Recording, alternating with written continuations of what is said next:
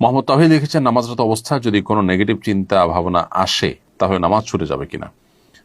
Negative চিন্তা ভাবনা আসলে নামাজ ছুটে যাবে না, তবে আল্লাহর অস্তিত্ব সম্পর্কে বাজে চিন্তা যদি আসে সাথে সাথে সেটা আপনি ডাইভার্ট করে ভালো চিন্তায় রূপান্তর করার বা তবা করার বা অন্য দিকে নিয়ে যাওয়ার চেষ্টা করবেন, কিন্তু এর কারণে নামাজ নষ্ট হবে না। আর ইচ্ছাকৃতভাবে এরকম চিন্তা যদি আপনি করেন সেটা গুনাহের কথা, কিন্তু সেটা নামাজ নষ্ট হওয়ার সম্পর্ক নেই। নামাজের ভেতর শেষ বৈঠকের সময় দোয়া মাসুরার পর ইস্তেগফার বা সাইদুল ইস্তেগফার পড়া যাবে কিনা। প্রথম কথা হলো যে নবী করিম সাল্লাল্লাহু আলাইহি ওয়াসাল্লামের একটি হাদিস রয়েছে, শেষ বৈঠকে আত্মায়াত এবং দুরুদের পর নবী সাল্লাল্লাহু আলাইহি ওয়াসাল্লাম আল্লাহর কাছে বিভিন্ন চাওয়া পেশ করার জন্য আমাদেরকে নির্দেশনা দিয়েছেন। তিনি বলেছেন যে যেটি সহিহ বুখারীতে বর্ণিত হয়েছে, সুম্মা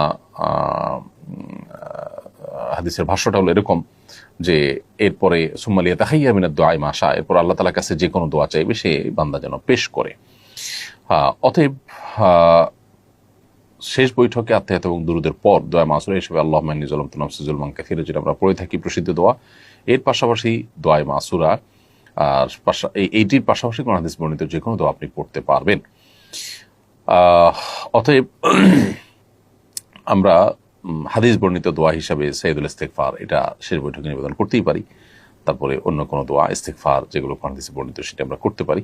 তবে ফুকাহা হানাফ এক্ষেত্রে মানুষের কথার সাথে মিলে যায় এই টাইপের দোয়া, মানে যেগুলো মানুষ মানুষকে বলে এই জাতীয় কথা যেন না হয়, কোরআন হাদিসের ফরম্যাটের যে দোয়াগুলো আছে সেগুলো যেন হয় বিশেষভাবে, এবং মানুষের পারস্পরিক কথোপকথনের সাথে যেন না মিলে সেরকম দোয়া নিবেদন করার জন্য তারা বলে থাকেন।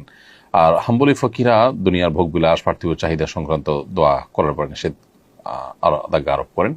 তবে হাদিসের যে ভাষ্যটা সেটা অবশ্য পরিষ্কার, সুম্মা লিয়াতাহিয়া মিনাদ দুআ মা শা, নবী সাল্লাল্লাহু আলাইহি ওয়াসাল্লাম বলেছেন এরপরে যে কোনো দোয়া চাইবে বান্দা যেন নিবেদন করে। এখানে যে কোনো দোয়া বলতে কোরআন বা হাদিসে বর্ণিত দোয়া, নিজের ভাষায় বা মনমতো যে কোনো দোয়া শেষ বৈঠকে করা যাবে না।